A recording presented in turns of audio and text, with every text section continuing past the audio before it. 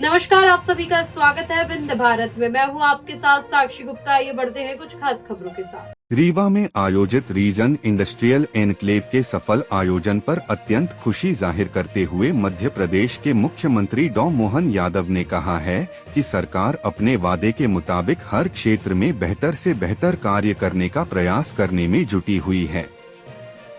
युवाओं को रोजगार के पर्याप्त अवसर दिलाने के उद्देश्य से तथा उद्योगों को बढ़ावा देने के लिए रीवा में रीजन इंडस्ट्रियल कॉन्क्लेव आयोजित किया गया था। इसकी सफलता का अंदाजा इसी से लगाया जा सकता है कि यहाँ पर 2 दर्जन से ज्यादा बड़े उद्योग विकसित होंगे, जिसमें हजारों युवा बेरोजगारों को रोजगार मिलेगा। दूसरी ओर 4000 से ज्यादा उद्यमी खुद का रोजगार शुरू करेंगे, इसमें भी हजारों युवाओं को रोजगार मिलेगा। इसके अलावा प्रत्यक्ष और अप्रत्यक्ष रूप से भी रोजगार की स्थितियां बनेगी। आइए सुनते हैं प्रदेश के मुख्यमंत्री डॉ यादव ने क्या कहा। आज की एक सफल कॉन्क्लेव जो श्रृंखला में 5वीं थी, आज माननीय मुख्यमंत्री महोदय स्वयं आपसे रूबरू होंगे। माननीय मुख्यमंत्री महोदय से मैं निवेदन करूंगा कि मीडिया को आज के बारे में संक्षिप्त में मीडिया को रिव्यू करने का प्रश्न करें। आज की इस प्रेस वार्ता में मैं आप सबका स्वागत करता हूं, अभिनंदन करता हूं। मेरे साथ हमारे डिप्टी सीएम राजेंद्र शुक्ला जी, माननीय मंत्री हमारे वरिष्ठ नेता श्रीनाथ प्रहलाद पटेल जी, प्रभारी मंत्री रीवा, इस अवसर पर माननीय सांसद जनार्दन मिश्रा जी, हमारे जिलाध्यक्ष Ajay Singh ji. Regional industry conclave Rewa के अंदर आज जैसे कि उम्मीद थी, मुझे इस बात का संतोष है कि जिस प्रकार से माहौल बना रीवा में, पहली बार रीजनल इंडस्ट्री कॉन्क्लेव करने का मौका मिला, जिसके माध्यम से हमारे रीवा अंचल में रीवा, सीधी, सिंगरौली, पूरे संभाग सतना औद्योगिक क्रांति की दिशा में ये बहुत बड़ा कदम था और इसका रिस्पांस भी क्षेत्र से उतना ही अच्छा आया। हमारी उम्मीद से बढ़कर के पंजीयन हुए हैं और पंजीयन भी कितने हुए हैं अंदाज लगा सकते हैं इस बात का कि निवेशकों और हमारे उद्योगपतियों का जो उत्साह है, लगभग 4000 से अधिक प्रतिभागियों ने भागीदारी की है। हमारा सभागार छोटा पड़ गया। कई इंडस्ट्रियलिस्ट जिनकी इंडस्ट्रियों का भूमि पूजन हुआ, उनके इंडस्ट्रियों के जिनके छोटी इंडस्ट्रियां थी, तो हमको अपने बिठाने की जगह कम पड़ रही है, लेकिन उसके बाद भी लोगों का उत्साह कम नहीं हुआ। और न केवल हमारे रीवा अंचल के बल्कि पूरे प्रदेश के अलावा मैं आपको बताना चाहूंगा कि 10 से ज्यादा राज्यों के निवेशकों ने इसमें सहभागिता की है। 300 से अधिक बायर सेलर मीटिंग हुई है।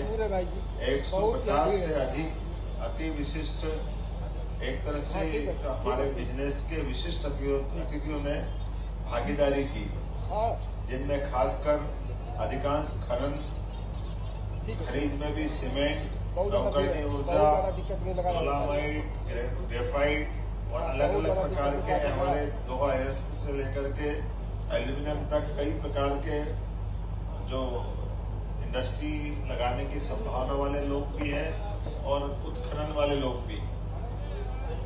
नवकरणीय ऊर्जा, कृषि, खाद्य प्रसंस्करण और टूरिज्म के सेक्टर के उद्योगपति भी हैं, जिन्होंने इसमें अपनी रुचि दिखाई है। उद्योगपतियों द्वारा भी अपने अनुभव साझा किए गए और जो उद्योगपति आए, जिन्होंने कहा कि हमारी मध्य प्रदेश की जो औद्योगिक नीति है वो सर्वाधिक आकर्षक है और उसकी आकर्षक होने के कारण से वो सब अपने निवेश को लगाने के लिए बड़े पैमाने पे इच्छुक हुए हैं। जो 20 से अधिक उद्योगपतियों और उद्योग संगठनों के साथ 1-to-1 की मीटिंग की गई थी और जो बड़े निवेशक हैं, जैसे आपकी जानकारी में भी है, हमारे पतंजलि ग्रुप के बालकृष्ण जी, डालमिया सीमेंट से पुनीत डालमिया, हमारे सिद्धार्थ इंफ्राटेक ग्रीनको से बी नरसिम्हा राव जी, रिलायंस से हरित त्रिपाठी जी, बीपीएल, अडानी, नरेश गोयल, रामा ग्रुप, ऐसे कई बड़े ग्रुप भी हमारे साथ आ जाकर के अपने इस आयोजन में हिस्सा हमने लिया है। लाइव जा रहा है। उद्योगपतियों में भी खास करके जिन्होंने अपनी घोषणा की है। पतंजलि ग्रुप के एमडी बालकृष्ण जी ने प्रदेश में और रीवा में खासकर अपने निवेश की इच्छा जताई है। 1000 करोड़ से ऊपर के निवेश के उन्हें फूड इंडस्ट्री की यहाँ अपनी घोषणा की है। साथ ही साथ उन्होंने कहा कि ये फूड इंडस्ट्री न केवल हमारे लिए इंडस्ट्री का रूप में काम करेगी, बल्कि बड़े पैमाने पे कृषि के कृषकों के लिए जो हमारी फसल के चक्रीय क्रम में लोग अपनी फसल से ज्यादा आय निकाले, इस दिशा में काम करेंगे। और साथ ही साथ उन्होंने जो 2 दिन पहले उज्जैन के लिए सिंहस्थ में साधु संतों को निर्माण की हमने जो भूमि देने की बात कही है, उस भूमि पे भी उन्होंने कहा मैं वेलनेस सेंटर वहाँ डाल करके भी अपना आयुर्वेद का उसका बड़ा सेंटर बनाएंगे। मुझे इस बात की प्रसन्नता है कि डालमिया ग्रुप के पुनीत डालमिया ने भी 4 मिलियन टन क्लिंकर और सीमेंट फैक्ट्री की घोषणा की है, जिसमें लगभग 3000 करोड़ से ज्यादा का निवेश होगा। और उन्होंने कहा कि ये जो हमारा निवेश यहाँ होने वाला है, ये प्लांट दुनिया का अद्वितीय आकर्षक होगा, जिसमें 100% अक्षय ऊर्जा का उपयोग करने का उन्होंने प्लान बनाया है। इसी के साथ साथ रामा ग्रुप के नरेश गोयल जी द्वारा फर्नीचर सेक्टर में सतना के अंदर 500 करोड़ का निवेश का प्रस्ताव दिया है। सूक्ष्म लघु एवं मध्यम उद्योग अर्थात एमएसएमई और स्टार्टअप, माइनिंग, पर्यटन, कुटीर उद्योग, इस विषय पर सेमिनार सेक्टरल सत्र हुआ। नवकरणीय ऊर्जा के लिए राउंड टेबल चर्चा आयोजित की गई, जिसमें सोलर एनर्जी और उनके उद्योगपतियों ने इससे को बढ़ावा देने के लिए बात की है। एमपी औद्योगिक विकास निगम, एमपी आईडीसी और नगर निगम के बीच एक एमओयू हुआ है, ताकि हमारे बीच औद्योगिक निवेश क्षेत्र में जल की आपूर्ति हो और नगर निगम और इंडस्ट्रियल बेल्ट में परस्पर इसका आदान प्रदान किया गया। मध्य प्रदेश टूरिज्म बोर्ड और एकेएस यूनिवर्सिटी सतना के मध्य एमओयू किया गया, जिसके माध्यम से हमारे रोजगार पर विभिन्न प्रकार के कोर्स के संचालन के लिए, इंटर्नशिप के लिए और स्वरोजगार को बढ़ावा देने के लिए इसका ये अपना एक परस्पर विश्वविद्यालय की भूमिका रहेगी। रीजनल इंडस्ट्री कॉन्क्लेव रीवा में 85 इकाइयों के आशय पत्र जारी किए गए, जिसमें 146 एकड़ भूमि आवंटित की गई है, जिसमें 918 करोड़ से अधिक के पूंजी निवेश एवं 3350 से अधिक लोगों को रोजगार दिए जाएंगे। कुल मिलाकर के भूमि पूजन और लोकार्पण जो प्रदेश भर में भी हुए हैं और रीवा में भी हुए हैं, ऐसे सभी 21 से ज्यादा इकाइयों के भूमि पूजन लोकार्पण रीजनल इंडस्ट्री कॉन्क्लेव में किए गए, जिसमें अकेले रीवा में 9 इकाइयां क्षेत्रीय कार्यालय के माध्यम से आती है, जिसमें 2680 करोड़ से अधिक के निवेश के प्रस्ताव और 1830 के अधिक रोजगार होंगे। जो रोजगार परक इंडस्ट्रियों के भूमि पूजन लोकार्पण है, लेकिन आज जो इंडस्ट्री कॉन्क्लेव की गई है, इस इंडस्ट्री कॉन्क्लेव में जो प्रस्ताव आए, मुझे इस बात की प्रसन्नता है कि आमतौर पर इतने बड़े पैमाने पे प्रस्ताव आना ये हमारी कॉन्क्लेव की सफलता बताएगी। लगभग 31,000 करोड़ से ज्यादा के निवेश के प्रस्ताव आज हमारे यहाँ इसी कॉन्क्लेव में आए हैं, जिसमें प्रमुख रूप से मैं कुछ उल्लेख करना चाहूंगा, जिसमें 14,000 से अधिक लोगों के रोजगार के अवसर सृजित होंगे और लंबे समय तक ये हमारी व्यक्ति समृद्धि का एक तरह से परिचायक बनेंगे। सिद्धार्थ इन्फ्राटेक ग्रीनको द्वारा नवकरणीय ऊर्जा के माध्यम से 12,800 करोड़ का प्रस्ताव मिला है, जिसमें 6,400 से अधिक लोगों को रोजगार मिलेगा। ऋत्विक प्रोजेक्ट प्राइवेट लिमिटेड पन्ना का ये प्रोजेक्ट मिला, जिसमें नवकरणीय ऊर्जा के माध्यम से 4,000 करोड़ के नए प्रस्ताव प्राप्त हुए, इसमें 2,400 से ज्यादा लोगों को रोजगार मिलेगा। KJS सीमेंट ये मेहर के अंदर लगेगा, इस सीमेंट प्लांट में 1,400 से 1,400 करोड़ का ये निवेश रहेगा, 200 से अधिक लोगों को रोजगार मिलेगा। पतंजलि ग्रुप ने, जैसा मैंने पहले कहा है, 1,000 करोड़ के निवेश की घोषणा की है और इसमें क्योंकि फार्मर बेस्ड इंडस्ट्री रहेगी, फूड इंडस्ट्री, तो प्रत्यक्ष तो लोगों को रोजगार मिलेगा 1,000 के आसपास, लेकिन हजारों लोगों को खेती में से अपनी अपनी फसल उत्पादन के माध्यम से उनकी आय बढ़ाने का बड़ा रूप रहेगा। फर्नीचर ग्रुप रामा द्वारा 500 करोड़ के इन्वेस्टमेंट की इस बात की जो सतना में लगेगा, इसमें 100 से अधिक लोगों को रोजगार मिलेगा। सोलर नवकरणीय ऊर्जा का ये एक solar AMC service private limited Digendra Rathore ji का ये प्रोजेक्ट है नवकरणीय ऊर्जा का, जिसमें 400 करोड़ का निवेश रहेगा, 200 से अधिक लोगों को रोजगार मिलेगा। BPCL के माध्यम से पेट्रोकेमिकल्स का प्रोजेक्ट लगाने के लिए सिंगरौली का ऑफर दिया गया है, जिसमें 300 करोड़ का निवेश है और 300 से ज्यादा लोगों को रोजगार मिलेगा। मां शारदा मिनरल्स में 225 करोड़ का इन्वेस्टमेंट है और माइनिंग में इसमें लोगों को रोजगार मिलेगा। एस गोयनका ग्रुप में 200 करोड़ का निवेश है, 500 लोगों को रोजगार मिलेगा। सीमेंट तिंकरण पल पुट्टी का ये मूल रूप से इनका काम होने वाला है। शिव शक्ति कंस्ट्रक्शन कंपनी 175 करोड़ का निवेश है, 200 से ज्यादा लोगों को रोजगार मिलेगा। ये इंफ्रास्ट्रक्चर बेस्ड काम है। Sudarshan Texmo solution private limited Jabalpur में रक्षा उत्पादन के क्षेत्र में ये ड्रोन टेक्नोलॉजी का एक प्रस्ताव मिला है। 100 करोड़ का आसपास का ये प्रस्ताव है, जिसमें 50 से ज्यादा लोगों को रोजगार मिलेगा। Mehrotra Buildcon private limited Satna में खाद्य प्रसंस्करण के लिए 100 करोड़ की नई यूनिट प्रारंभ की जाएगी। इंडो बेस्ट राइस मिल का 100 करोड़ का प्रस्ताव रीवा के लिए है। Bridge craft solution private limited Rewa में मैन्युफैक्चरिंग करेंगे, इसमें लगभग 20 करोड़ का इन्वेस्टमेंट रहेगा। महान एंडरसन अडानी ग्रुप द्वारा सिंगरौली में कोल ब्लॉक का 2528 करोड़ का नया प्रस्ताव दिया गया है। जय प्रकाश पावर वेंचर्स सिंगरौली में कोल ब्लॉक का 750 करोड़ का नया प्रस्ताव दिया गया है। NTPC विंध्याचल द्वारा सिंगरौली में नवीन solar energy plant 103 crore. Messrs UltraTech cement private limited Maihar cement इकाई का 3000 करोड़ का नया प्रस्ताव। निसर्ग इस्पात का रेयर अर्थ ग्रेफाइट ब्लॉक में 1000 करोड़ का निवेश की बात कही है।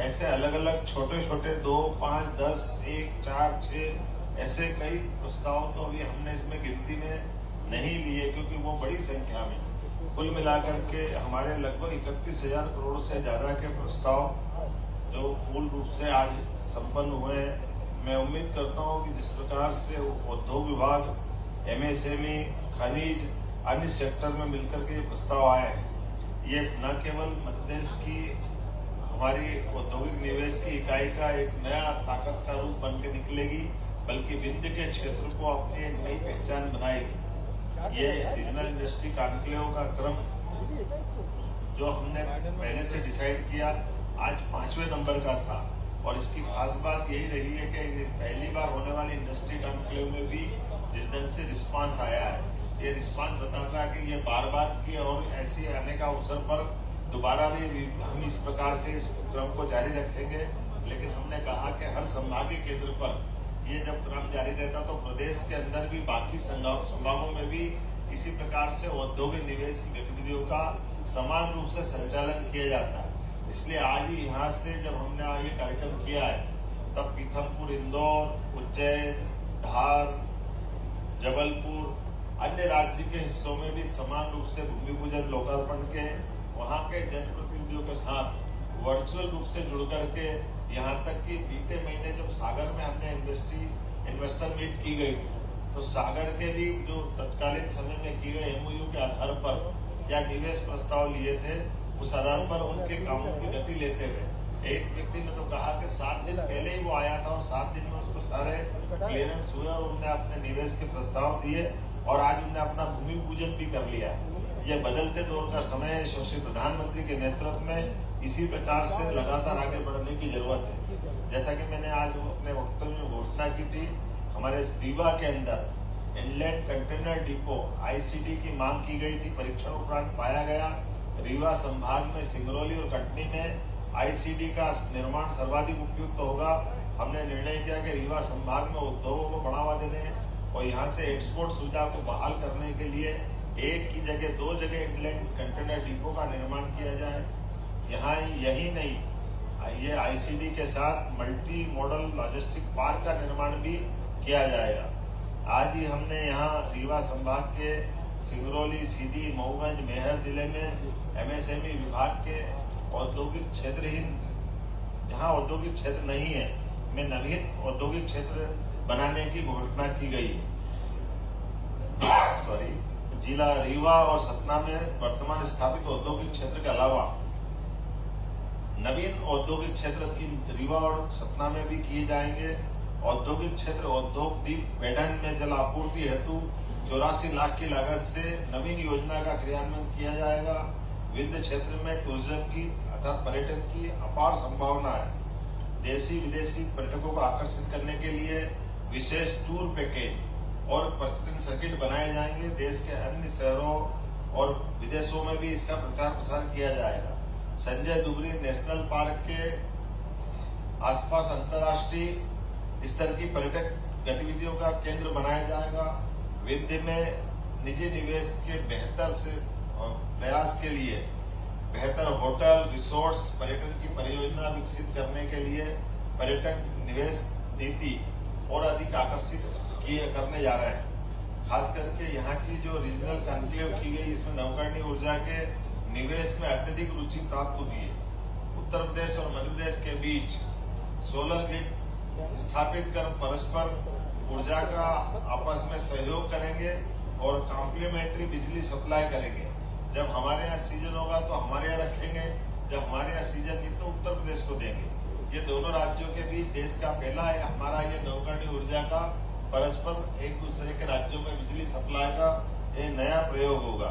एक हमने कुसुम योजना के अंतर्गत किसानों के लिए बड़ी राहत देते हुए 1 लाख से ज्यादा सोलर पंपों के माध्यम से किसानों को ऊर्जा से खेती का महत्व अर्थात बगैर कोई खर्च किए हुए बिजली से, सोलर बिजली से वो अपनी खेती कर सकेंगे। इसकी शुरुआत करने का भी हमने निर्णय किया है। एमएसएमई, कुटीर उद्योग और वृहद उद्योगों को एक साथ जोड़ने का निर्णय किया है। मध्य प्रदेश में निवेशकों के लिए सुशासन, निवेश के वातावरण, हेड होल्डिंग नीतियों को सराहा है। उम्मीद कर रहे हैं कि जिस प्रकार का ये हमारा वर्तमान का इंडस्ट्री कॉन्क्लेव हुआ है, यशस्वी प्रधानमंत्री के नेतृत्व में विंध्य को बेहतर कनेक्टिविटी बनाने के लिए जिस प्रकार से एयरपोर्ट मिला है, समान रूप से हमने औद्योगिक निवेश का भी बड़ा वातावरण बनाया और ये कुल मिलाकर के वर्तमान के समय में विंध्य एक बढ़ते महानगर के साथ साथ खास करके ये औद्योगिक निवेश का पूरे देश के अंदर अपने आप में अलग पहचान बनाने वाला क्षेत्र बन रहा है, जिसके माध्यम से दूरगामी दृष्टि से बड़े निवेशक भविष्य के बड़े बड़े प्लान लेकर यहाँ आने के लिए आगे बढ़े। मैं उम्मीद कर रहा हूँ कि जिस प्रकार से मध्य प्रदेश में पूरे देश के उद्योगपतियों को आकर्षित किया है, विंध्य में भी उनकी इच्छा दिखाना, निवेश के प्रस्ताव देना, ये हमारी अपनी उस भावना को पुष्ट करने के लिए है जिसके लिए मध्य प्रदेश में वर्तमान में वातावरण बना हुआ है। एक बार फिर मैं आपकी इस प्रेस कॉन्फ्रेंस के माध्यम से सभी उद्योगपतियों को, सभी निवेशकों को धन्यवाद ज्ञापित करता हूं जिन्होंने इस सम्मेलन में भाग लिया। राज्य सरकार उद्योगपतियों और निवेशकों के साथ मध्य प्रदेश की जनता, खास करके हमारे युवा मित्रों के लिए जो हमारे आईटी के सेक्टर में भी आना चाहते हैं, हमने हर सेक्टर में युवाओं को महत्व देने के लिए, गरीबों को काम दिलाने के लिए, बौद्धिक क्षमता का अपने मध्य प्रदेश में उपयोग करने के लिए इंडस्ट्री कॉन्क्लेव की श्रृंखला प्रारंभ की है। इस माध्यम से ब्रेन ड्रेन की जो समस्या आती है कि हम अपने स्किल लेबर और बौद्धिक क्षमता वाले उच्च शिक्षा प्राप्त विद्यार्थियों को किसी और राज्य में जाना पड़े, उससे बचाते हुए हमारे प्रदेश में उनकी क्षमता का उपयोग हो। जैसे खास करके यहाँ आज ही हमने एक आईटी पार्क का भी भूमि पूजन किया है। इस आईटी पार्क के माध्यम से विंध्य में पहली बार आईटी पार्क बनेगा और न केवल आईटी पार्क बनेगा बल्कि पूरे क्षेत्र के 10 मंजिला नया भवन बनाना, यह हाई राइज बिल्डिंग की कल्पना को साकार करेगा। हाई राइज बिल्डिंग के माध्यम से इंफ्रास्ट्रक्चर के लिए एक नया दरवाजा खुलेगा। एक एक करके ऐसे कई काम हमारे द्वारा किए जा रहा है जिसके माध्यम से हमारे क्षेत्र के युवाओं को काम मिले, विकास का नया पैमाना बने और हम सब मिलकर के मध्य प्रदेश को यशस्वी प्रधानमंत्री के नेतृत्व में डबल इंजन की सरकार के साथ आगे बढ़ा पाए। एक बार फिर मैं आप सबको धन्यवाद देता हूं।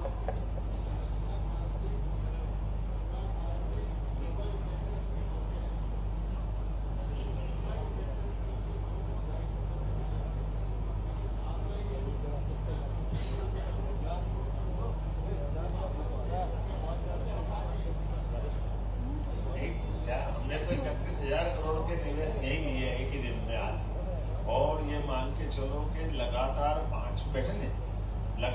5वीं मीटिंग में जैसा कि मैंने बताया था कि 2,50,000 करोड़ के प्रस्ताव तो अभी तक आ चुके थे।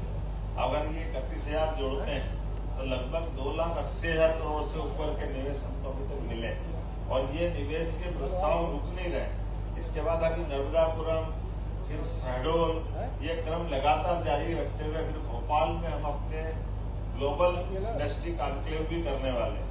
अर्थात देश के अंदर भी, प्रदेश के अंदर भी, रीजनल लेवल पे भी हम ये लगातार निवेश की पॉलिसी के आधार पर आने वाला 2025 का वर्ष औद्योगिक वर्ष के रूप में मनाने वाले हैं, ताकि ये उद्योग निवेश की संवर्धन करने की पॉलिसी में लगातार हम काम कर सकें।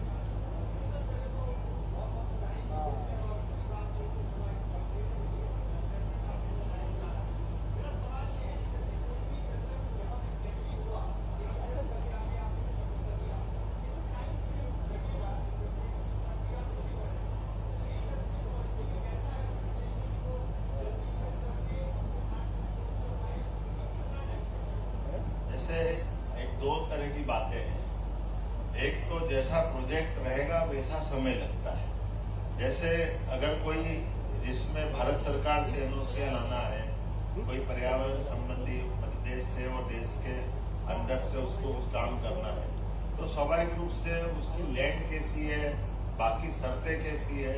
लेकिन ये आपकी जानकारी के लिए बता दूं कि हमारी सरकार ने एक निर्णय किया है, 55 ही जिलों के अंदर जिला कलेक्टर कार्यालय में एक उद्योग प्रकोष्ठ बनाया, ताकि हर जितने निवेशक हैं लोकल अलग अलग प्रकार की एनओसीओ को लाने के लिए अनावश्यक समय नहीं लगे।